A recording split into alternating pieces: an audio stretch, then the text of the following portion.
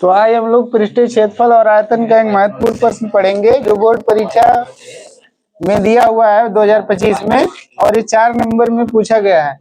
तो प्रश्न कह रहा है एक लंबवृत्तीय शंकु की तिर्यक ऊंचाई 13 सेंटीमीटर, तिर्यक ऊंचाई में से तिरछी ऊंचाई एल का मान 13 दिया है तथा संपूर्ण पृष्ठ 90 सेंटीमीटर स्क्वायर है। इसके आधार की त्रिज्या ज्ञात कीजिए। तो हमें क्या निकालना है? आधार की त्रिज्या, अर्थात किसका मान निकालना है हमें? यह आर का मान निकालना है। आधार की त्रिज्या एल का मान दिया हुआ है और संपूर्ण पृष्ठ भी दिया हुआ है। यहाँ पे क्या दिया है? संपूर्ण पृष्ठ।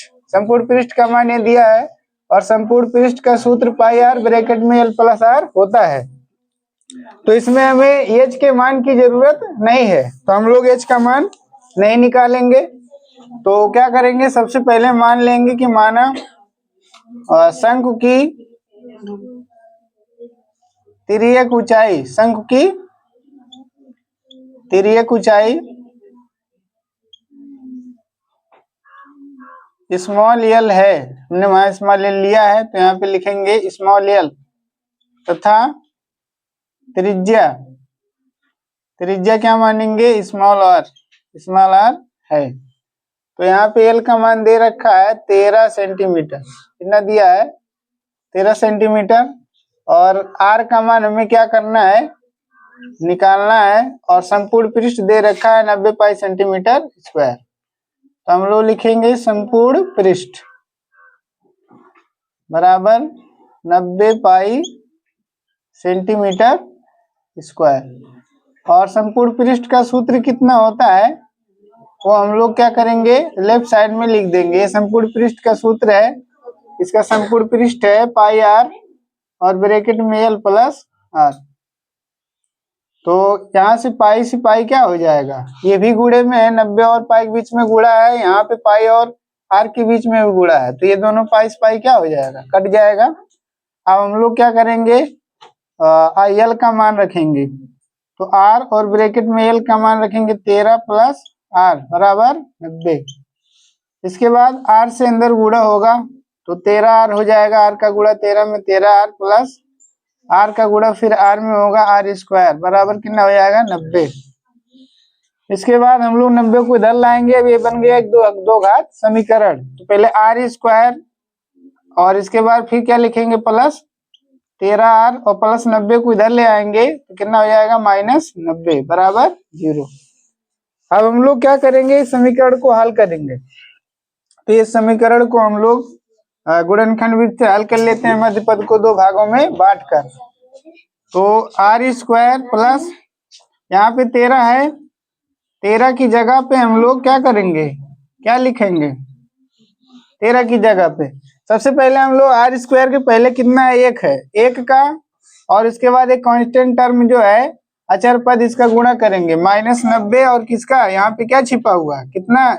ए आर स्क्वायर, 1 आर स्क्वायर। तो हम लोग माइनस 90 और 1 का क्या करेंगे? गुणा करेंगे। 1 गुणे प्लस 1 है और गुणे अंतिम में क्या? माइनस 90। ये दोनों का गुणनफल कितना आएगा? माइनस 90 आ जाएगा। तो निश्चित ही कोई ऐसी संख्या है जिसमें से कोई संख्या घटाने पे 13 आएगी और दोनों संख्या का गुणा कर देंगे तो कितना होगा? 90 होगा। तो हम लोग 90 का क्या निकालेंगे? ये माइनस चिन्ह दे के पता चला कि यहाँ पे क्या लगेगा? माइनस लगेगा। और 90 का हम गुणनखंड देख लेते हैं, अपूर्तक। तो 90 के अपूर्तक यानी 90 में हम भाग दे लेते हैं। किससे भाग दे दिए? 5 से दे के देखते हैं। 5 का नाम 5, 4 बचा, 5 अट्ठे 40। तो यहाँ से देख सकते हैं कट गया 5 से क्या कट गया? 90। और ये जो 18 है और 5 है, 18 में से 5 निकाल दें तो कितना आ जाएगा? 18 में से 5 निकाल दें तो 13 आ जाएगा। यानी हमें यहाँ क्या लिखना चाहिए? 18 माइनस 5। 18 25 90 हो जा रहा है और 18 में से 5 निकाल देंगे तो कितना आ जाएगा? ये 13 की जगह तो था।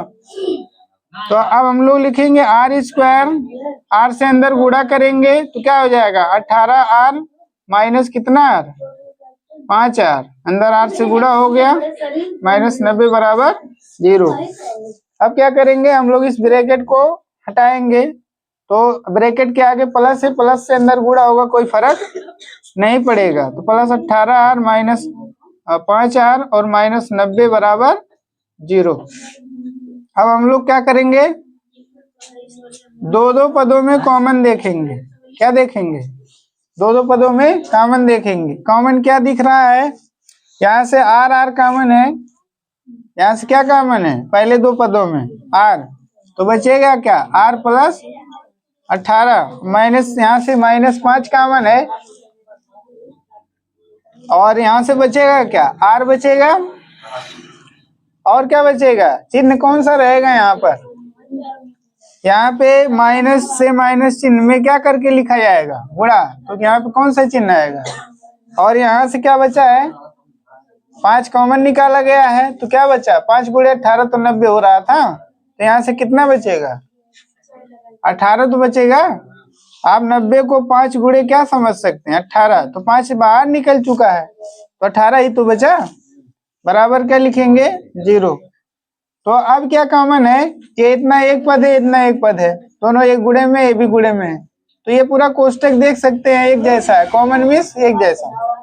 तो अभी हम पहले क्या लिखेंगे, जो कॉमन है, R प्लस 18, बचेगा क्या ब्रैकेट में, R बचा, माइनस बचा और 5 बचा, बराबर 0। तो अब हम क्या करेंगे, दोनों एक के बीच में गुणा है, तो दोनों गुणनखंडों के बराबर क्या लिखेंगे, 0। तो R माइनस 5 बराबर भी 0।